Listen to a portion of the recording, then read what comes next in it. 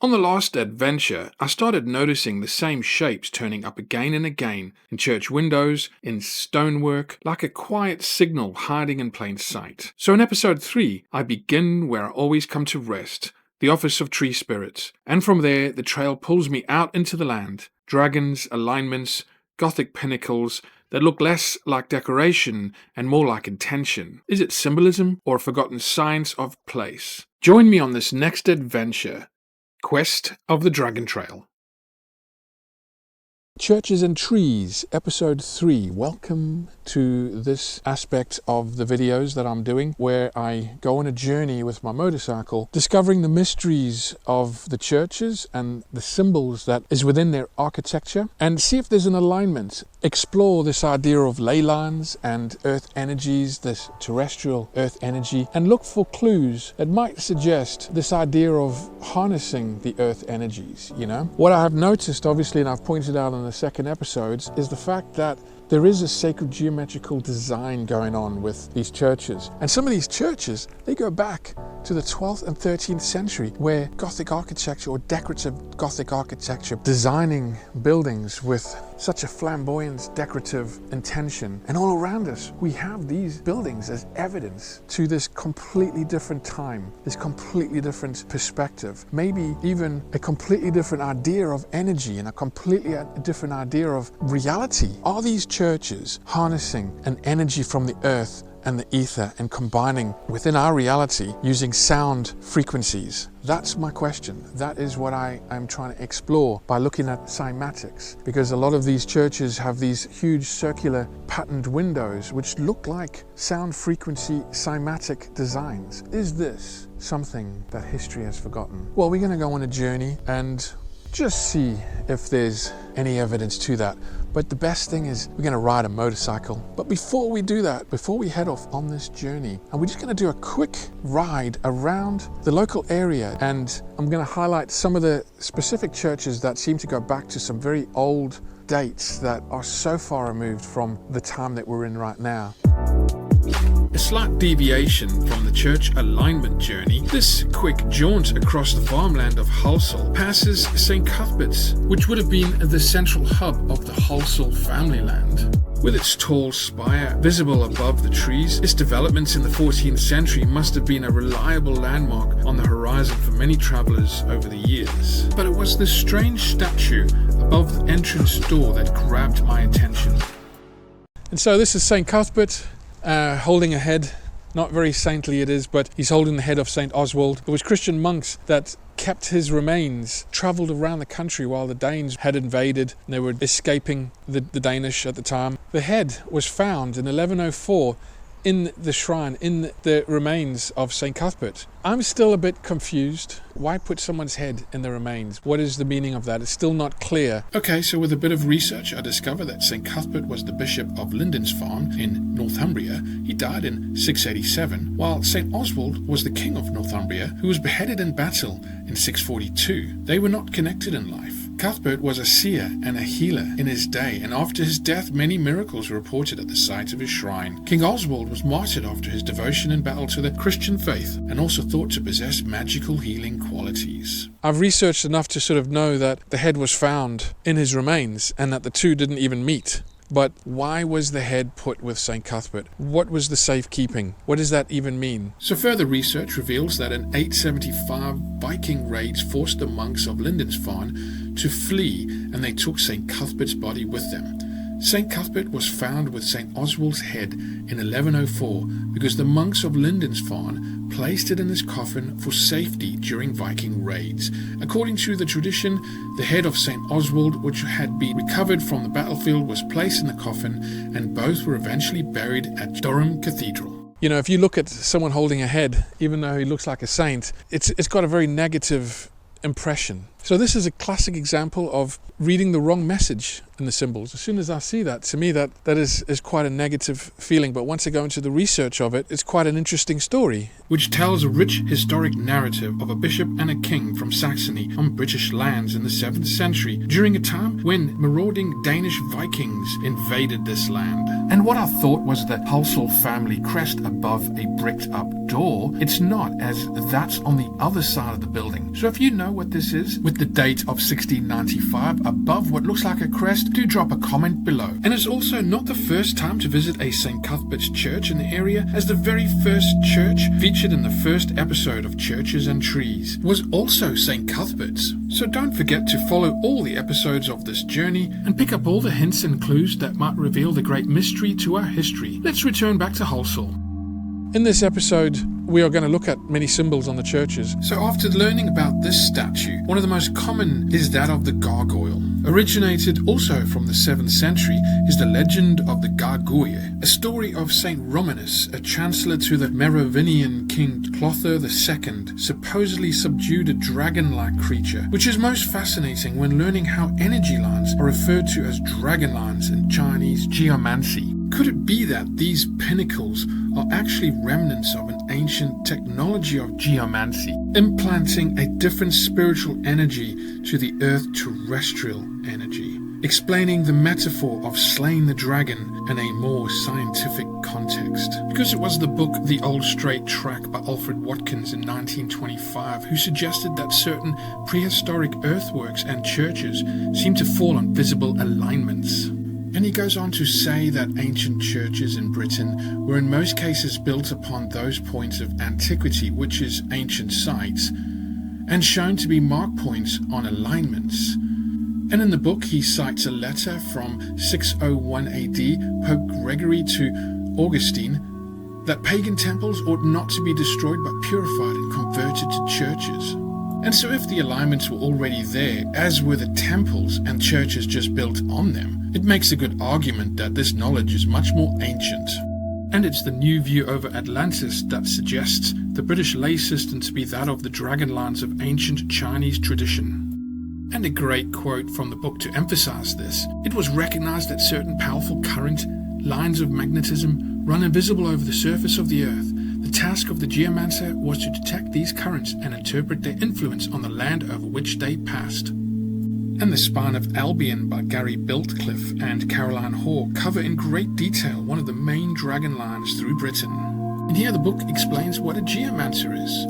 The Chinese geomancers were trained in the art of astrology and the divination of the land, and were skilled in finding the most auspicious place to build shrines and temples for the emperors.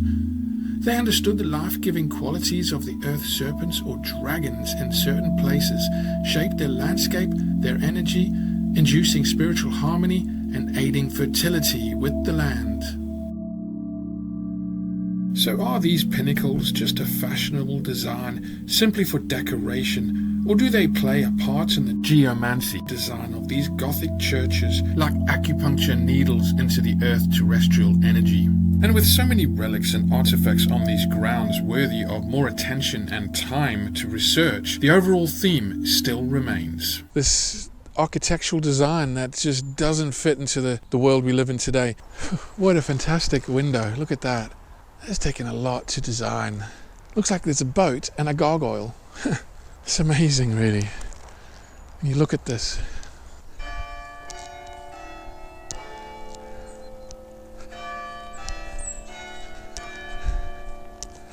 I'm fascinated with learning about these areas, these grounds, these locations, that they go back such a long time, hundreds and hundreds of years, with an archaeology and architecture that is forgotten, really. I think the journey itself requires for the individual to go looking for the information themselves, but at the same time to really research on the symbols. What is the true meaning of these symbols? Why are they put there? Have I been talking that long? The St. Cuthbert Church has been at the centre of Hulsell community life for hundreds of years. The oldest parts of the church date from the 14th century, but the parish church dates from 1250 AD and historically consisted of 7 other villages, all connected by the roads that converge at this junction with Tudor House and Monument. And being a regular on these country roads, I often stop to admire one of the finest churches in the area.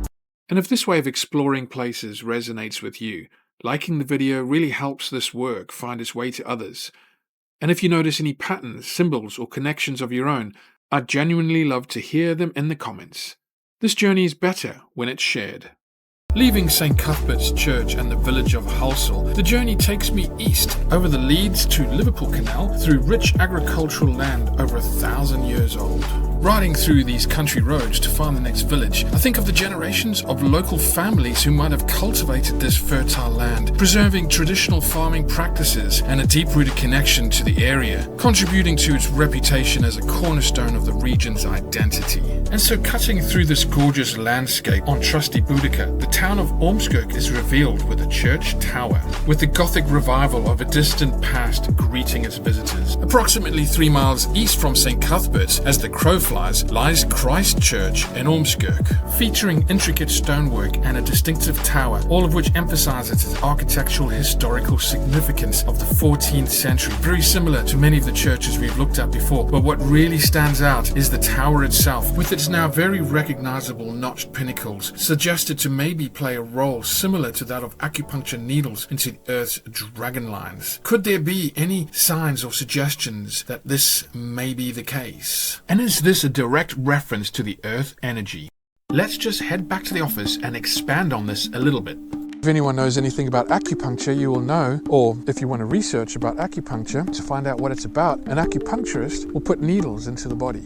Okay, why do they do that? Because they are working with the meridian lines of the body, and by putting the needles in, they're affecting and changing the energy. The meridian lines have energy. What kind of energy? Electromagnetic energy is the best way I could call it. Ki energy is another way to call it, or chi energy. No different from the energy lines on the planet, as David Cohen and Chris Arnold refer to a subtle energy grid all over the Earth. And it's Serge King who says a responsive influence exists between the heavenly bodies, the Earth, and animated bodies like temples and churches. And it's Margaret Murray's book who refers to radiesthesia to sense radiation or energy forces from the human body and the Earth, otherwise known as dowsing, which Hamish Miller and many others refer to locating the dragon or serpent energy line. So let's head back to Christ Church in Ormskirk, where there's clearly a dragon on the side of the church, an artistic expression of this esoteric knowledge going back many, many centuries. According to John Michel's The New View over Atlantis, the dragon represents the principle of fertility on every continent of the world. The legend of the dragon is famous in Britain too, with St. George slaying the beast. However, it seems there is a different hero for different regions of the country, and the Lancashire hero came from the Llywelyn family in a town called Unsworth, a metaphor for the geomancer directing the earth energy,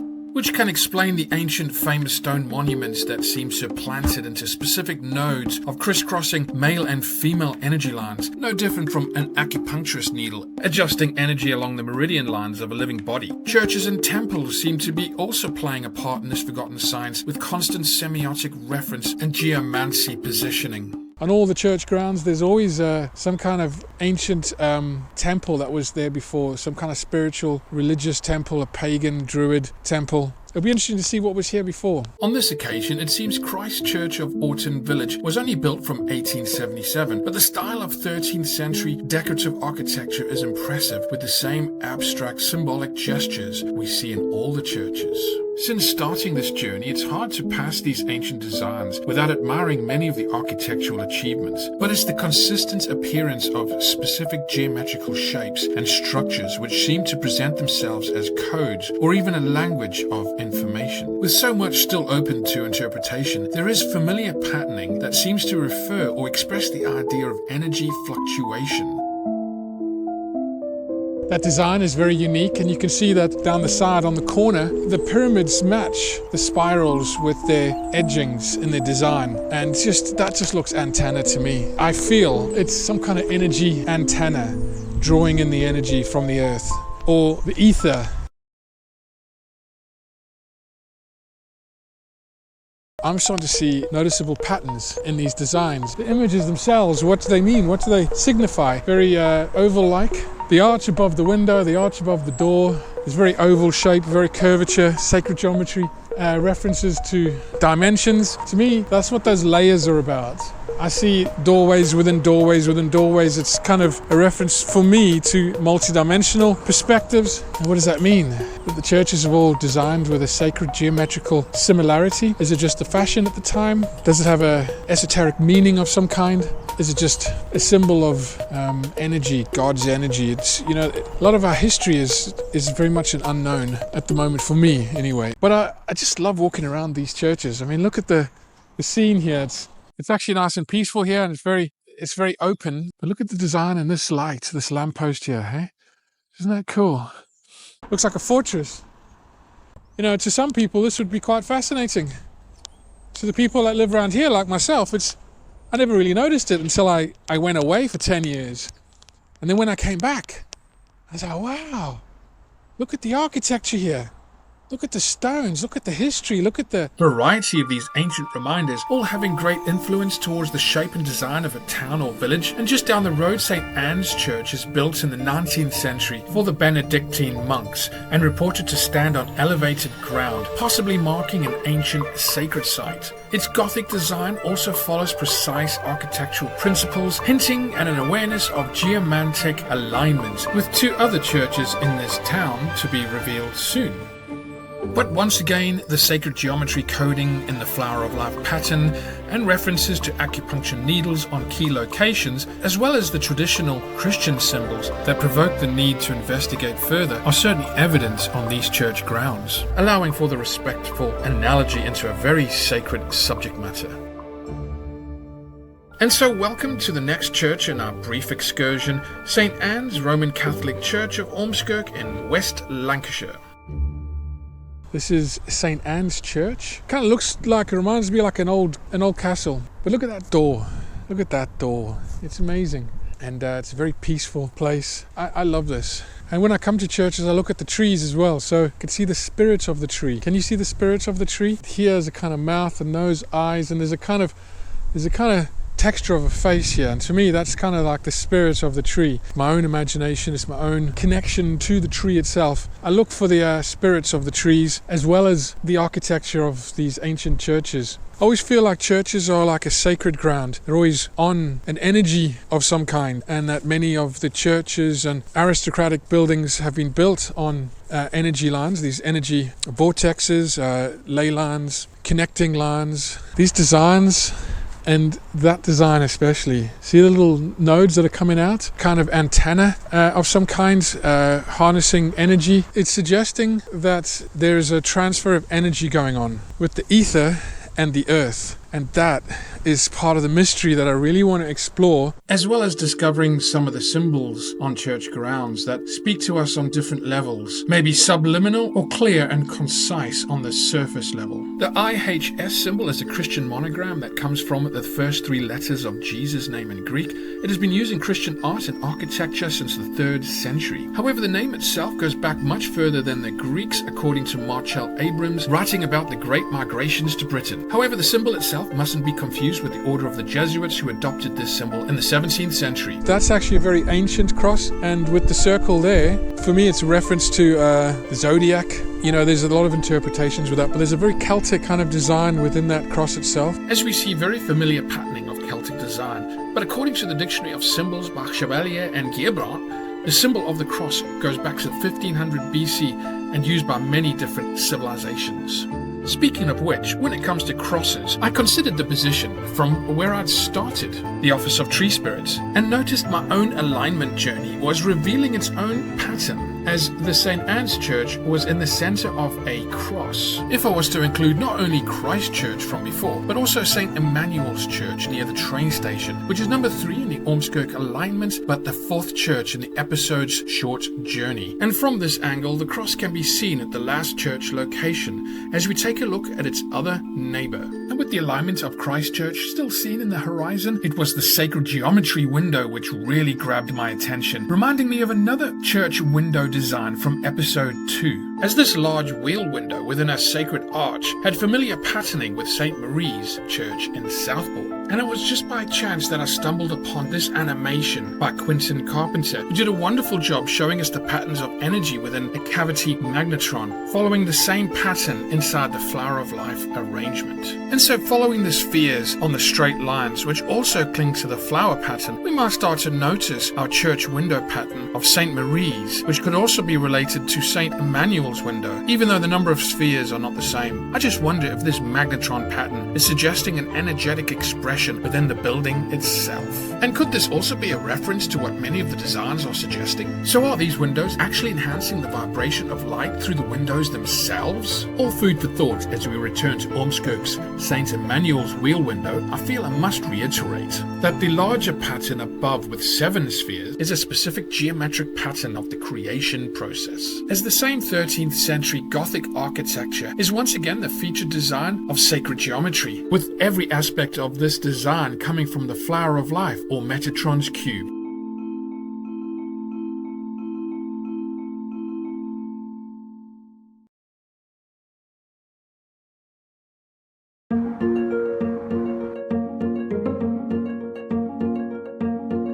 And so here I am in Ormskirk, with a lovely church in the background. Emmanuel's Church has a rich history dating back to the early 19th century. Constructed in 1878 and showcasing Gothic architecture, just like these lancet windows, which seem to have a sacred geometry design, and a tower with similar motifs. And reminiscent of a 13th and 14th century, now a Grade 2 listed building, and positioned next to the slightly older and quite historic train station.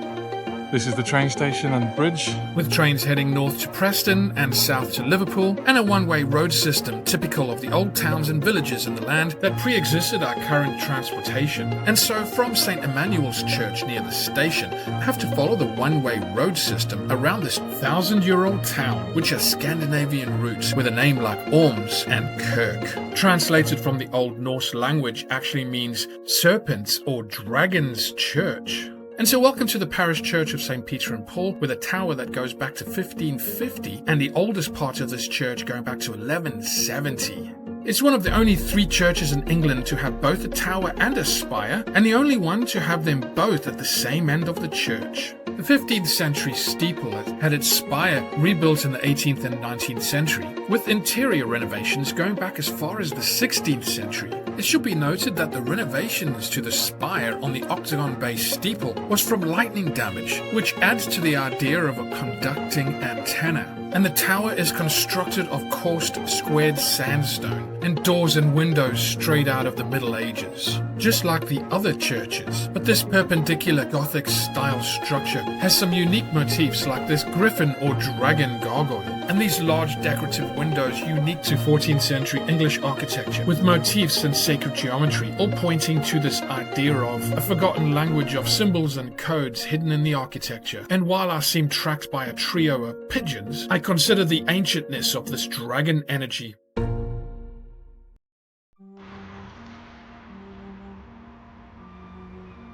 Okay, so here, the parish church of Ormskirk. And as I sit on the steps, I kind of wonder about the history of the town, because the next central landmark of this ancient small farming town is this clock tower location. Originally a market cross junction with a circular drinking fountain, suggesting that there might have been a natural spring here, but removed in 1876 and replaced with this clock tower. But since 1292 there's been a market in this area every week, suggesting how a fountain would have been an essential landmark for one of the oldest farming markets, and replaced by the changing of the times. According to James Caginelli on his videos Age of Albion, he's been going around the country looking for evidence of ancient sacred springs, because in most cases the sacred springs are what were first before the churches, before the ancient buildings themselves. The springs were the first point of reference for these sacred grounds. Very medieval appearance with the brickwork. You know, look at that brickwork there. It's crazy how old that is. I believe it's a sandstone, which is actually a conductor for energy. And it's in the book The Spine of Albion, page 14, where I noticed Dr. Philip Callahan's research on the subtle influences emitted by certain types of geology. His 1984 book, Ancient Mysteries, Modern Visions, explains how certain rocks have magnetic qualities, either diamagnetic, repelled by the magnetic field, or paramagnetic, attracted to a magnetic field. And with the elements of water, limestone, sandstone, granite, all featured heavily in the construction of these churches, similar to the understanding of the Qi energy in Chinese medicine, the balance of yin and yang energy through these structures.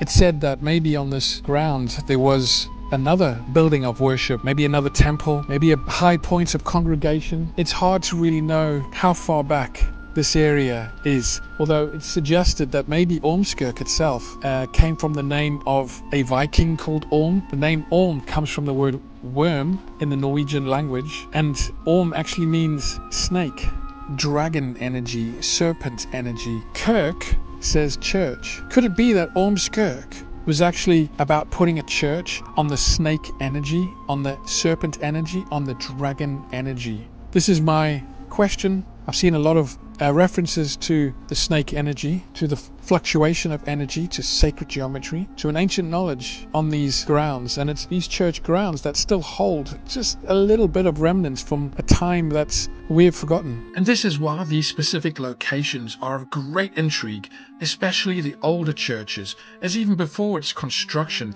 the most ancient of geomancers would have tamed the dragon energy on these very locations by building a shrine, a circle, or placing the first stone on the spot with the most powerful of terrestrial electromagnetic force residing in that area.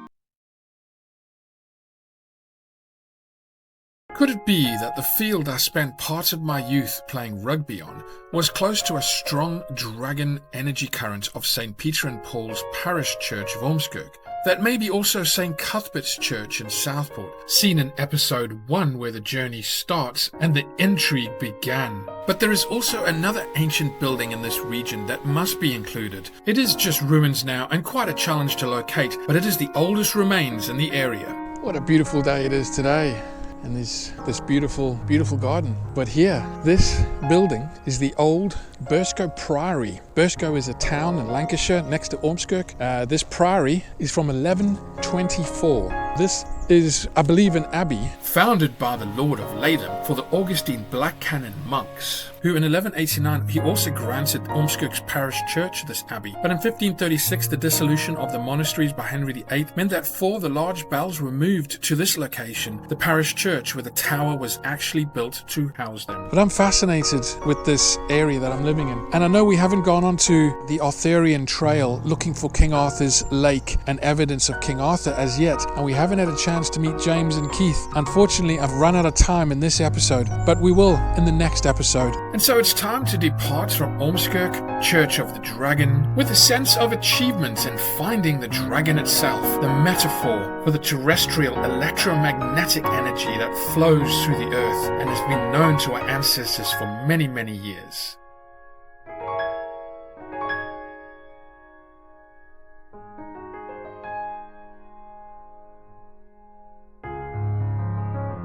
And so it's time to head back to the office for a cup of tea, to regroup and prepare for the next journey.